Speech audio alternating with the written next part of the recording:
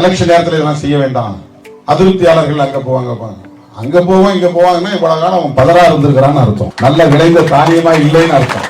நாம அவன் நல்ல தானியம் நினைச்சுக்கிட்டு இருந்திருக்கிறோம், அவ்வளவுதான். ஒரு பொறுப்புக்காகவா இவ்வளவு காலமா ஒரு கட்சியில இருப்பாங்க? 35 வருஷம் உனக்கு கை விரல பிடிச்சி ஆனா அவனை எழுதி கொடுத்த திருமாவளவனை விட்டுட்டு, அம்பேத்கர் அரசியலை சொல்லிக் கொடுத்த திருமாவளவனை விட்டுவிட்டு, ஒரு கட்சி எப்படி செயல்பட வேண்டும் என்று சொல்லிக் கொடுத்த திருமாவளவனை விட்டுவிட்டு, திடீர்னு ஒருத்தர் சினிமாவில ரொம்ப பாப்புலரா இருக்கிற ஒரு கட்சி ஆரம்பிச்சுட்டாரு, அவரோட போகலாம் அப்படின்னா அனுபவமே அவருக்கு கிடையாது. அவரு பால்வாடி. நீங்க கட்சியில ஆளாக்கி உன்னை PhD ஆக்கி வச்சிருக்க, நீ போய் பால்வாடி ஸ்கூல்ல இருக்கிற பையன் தான் எனக்கு தலைவர்னு சொன்னான்.